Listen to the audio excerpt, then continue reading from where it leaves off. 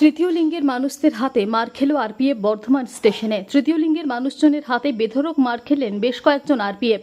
ঘটনায় চাঞ্চল্য ছড়ালো পূর্ব বর্ধমান জেলার বর্ধমান রেলওয়ে প্ল্যাটফর্মে। আরপিএফ অফিস ঘেরাও করে বিক্ষোভ তৃতীয় লিঙ্গের মানুষের।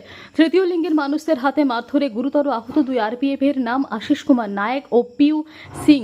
বাকি আরও বেশ কয়েকজন আরপিএফ আহত হয়েছে, তারা নাম জানা যায়নি। আরপিএফ এর তরফে অভিযোগ, হাওড়া ডিভিশন অফিস থেকে জানানো হয় তৃতীয় লিঙ্গের বেশ কিছু মানুষজন ট্রেনে যাত্রীদের কাছ থেকে টাকা চেয়ে বিরক্ত করার সময় পদক্ষেপ গ্রহণ করতে গেলেই তৃতীয় লিঙ্গের মানুষজন আরপিএফদের উপর চড়াও হয় এবং মারধর করে, নগ্ন হয়ে প্রতিবাদ করে এবং জুতো পেটা করে পুলিশদের। পাশাপাশি তৃতীয় লিঙ্গের মানুষজনেরা সাংবাদিকদের মুখোমুখি হয়ে বলেন, আমরা তো চেয়ে খাই, মাননীয় মুখ্যমন্ত্রী মমতা বন্দ্যোপাধ্যায় থাকতেও আমাদের অনেক অসুবিধা হচ্ছে, আমরা কিন্নার, আমরা বেকার, আমরা সমাজের মরা, আমরা চেয়ে খাই, কোথায় যাব আমরা। অভিযোগের সুরে তারা বলেন, পাবলিক ভাই বেঁচে থাকুক, সমাজ বেঁচে থাকুক। ইলেকশনের সময় আমাদের ধরে হ্যারাসমেন্ট করছে বিভিন্নভাবে আরপিএফ।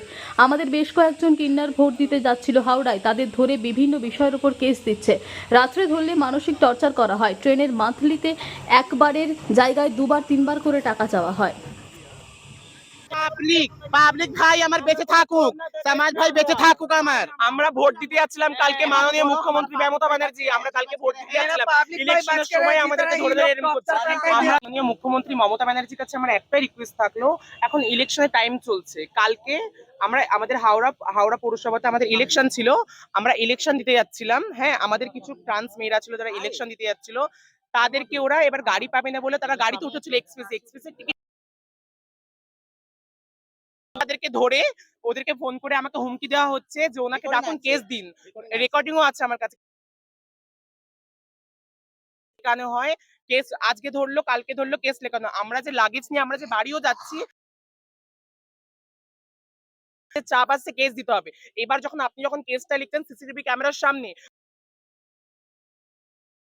হবে না, ফাইনটা নেওয়া হবে সিসিটিভি ক্যামেরার পেছনে, বাট ফাইনটা করে নিচ্ছে। বাট আমরা যখন বলছি আমাদের যখন ট্রেন মাসে একবার করে নিন, কিন্তু এমনকি রাত্রে ভিতরে ধরলে আমাদের সঙ্গে মানসিক টর্চার করা হচ্ছে। আজকে আমরা সবকিছু না সহ্য করতে পেরে তো কিন্নার সমাজ থেকে আছে সব দুঃখ নিয়ে এসেছি। শ্রী মাননীয় মুখ্যমন্ত্রী মমতা ব্যানার্জির কাছে আমার একটা রিকোয়েস্ট থাকবে, যাবো না, আমাদের জন্ম মরণ সব এখানেই।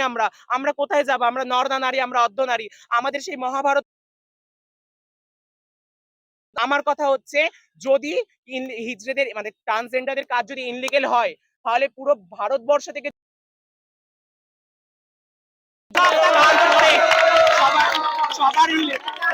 সবার ইনলিগেল কাজ বন্ধ করুন, সবার বন্ধ করুন। আমার নাম হচ্ছে পলক কিন্নার। ভিখারিদেরকে ভিক্ষা চাওয়ার বন্ধ করো।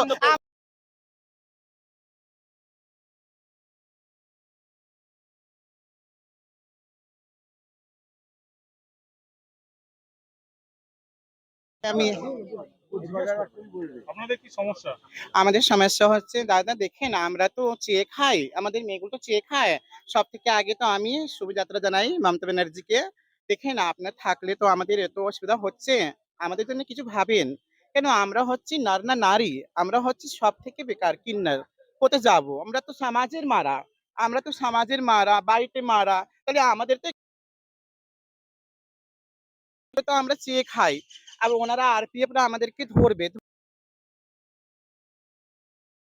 তারপরে আবার বলছে কি আমাদের 9টা অফিসার আছে, আমাদেরকে একটা করে বাইরে থেকে মিছে মিছে করে বলে কি আপনারা শোনেন না, একটা কথা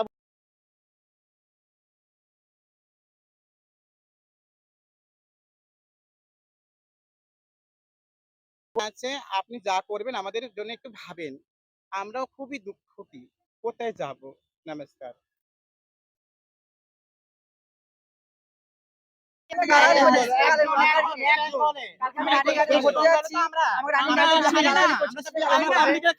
আমরা বাইরে দিয়ে তো কোনো বাংলাদেশ তার কাটা পার করে আসিনি, আমরা ইন্ডিয়া। আমাদেরকে নিয়ে গিয়ে মানসিক টর্চার করে, ওপর দিয়ে আবার গালাগালিও করে, নোংরা নোংরা ভাষা ছিলাম। আমাকে ধরেছে, ধরে বলে মেয়ে ছেলে সব হাত তুলছে। গাড়িতে এত চোর ছিল, ওদের কিছু বলছে না।